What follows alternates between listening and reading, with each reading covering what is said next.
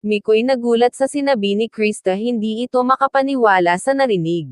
Pero bago yan, kung pwede pa subscribe at like naman po sa aking channel para palagi kayong updated sa aking mga video. Maraming salamat.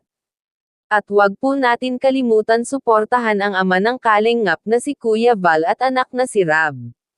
Kalingap Rab at Mikoy muling sinundo si Krista para i-makeover ito at excited talaga itong si Mikoy makita kung ano ang kinalalabasan ng makeover kay Krista. At nang matapos na nga ang makeover kay Krista, halos lumuwa ang mata ni Mikoy.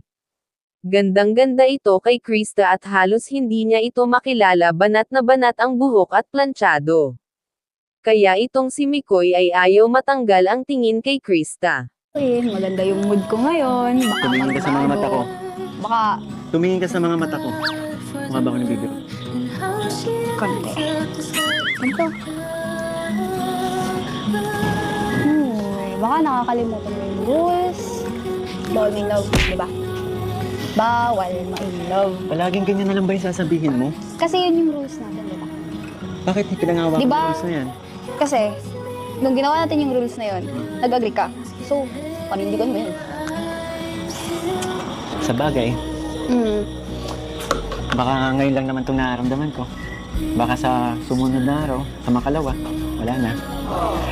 Siguro, nasasabi mo lang yan kasi, ayun, bagong mukha yung makikita mo ngayon. Bagong Krista yung makikita mo ngayon. Krista, ganyan ba ako kababaw? Sa tingin mo, dahil nakaayos ka lang, kaya ako nasabi yun. Hindi naman. Malay ko ba kung trip mo lang? Ang daming dahilan. Hindi lang naman sa itsura mo eh. Bira mo makakita ng kagaya mo. Bubukod tangi ka talaga eh. Ay, ganito na.